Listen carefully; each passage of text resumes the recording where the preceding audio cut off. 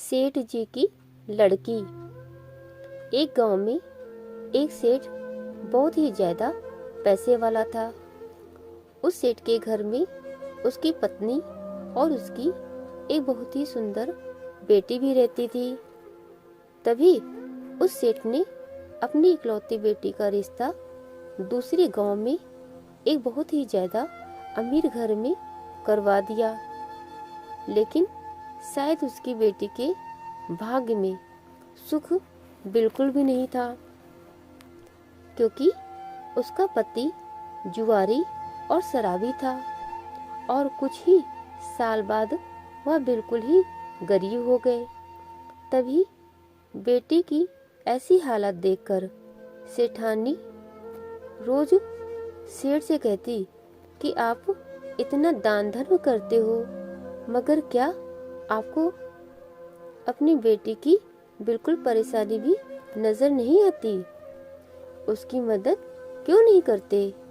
तो सेठ ने मुस्कुराते हुए कहा कि भाग्यवान, जब अपनी बेटी का भाग्य जागेगा तो खुद ब खुद सब ठीक हो जाएगा और हम कब तक उसकी सहायता करेंगे? एक न एक दिन तो उसको संभलना ही होगा। तभी एक दिन उस सेठ के घर उसकी बेटी और दामाद उनसे मिलने आते हैं। तो उनकी बेटी अपनी माँ के आगे रोने लग गई, मगर सेठ अपनी बेटी से भी यही कहता है कि बेटी, जब तुम्हारा भाग्य जागेगा तो तुम्हें किसी से भी कुछ भी मांगने की जरूरत नहीं पड़ेगी।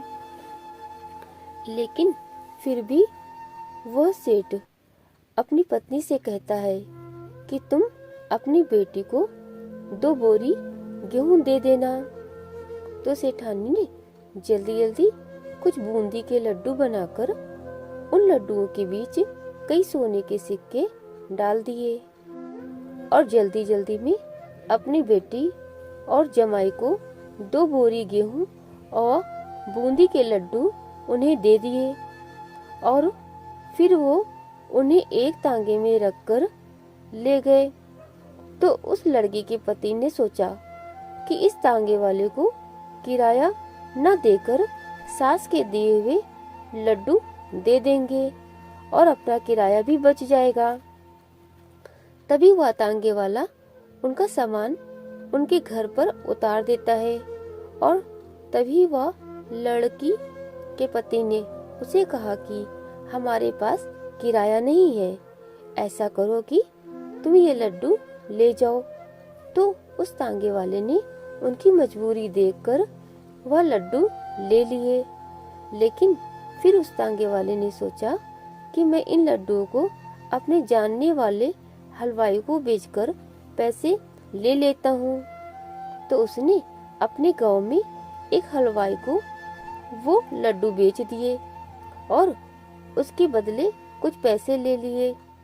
तो उसी वक्त वो अमीर सेठ भी वहीं से गुजर रहा था। तभी उसने सोचा कि घर में बनाए लड्डू तो खत्म हो गए होंगे, क्यों न मैं कुछ लड्डू घर के लिए खरीद लूं। तो हलवाई ने उन सेठ के वही लड्डू दे दिए जिन लड्डू को तांगे वाला बेचकर गया था। तो जैसे ही वह सेठ खाना खाने के बाद उन लड्डुओं को तोड़कर खाने लगा, वैसे ही उसने क्या देखा कि उन लड्डुओं में सोने के सिक्के निकल रहे हैं। तभी जैसे ही उसकी पत्नी ने देखा तो उसकी आंखों में आंसू आ गए। तो सेठ ने सेठानी से पूछा कि क्या हुआ, तुम्हारी आंखों में आंसू? तब सेठानी बोली कि तुमने सही कहा था, अपनी बेटी को तो नसीब ही खराब है। मैंने उसे तुमसे छुपाकर इन लड्डुओं में कुछ सोने के सिक्के दिए थे, लेकिन ये लड्डू तो आपके हाथों में है।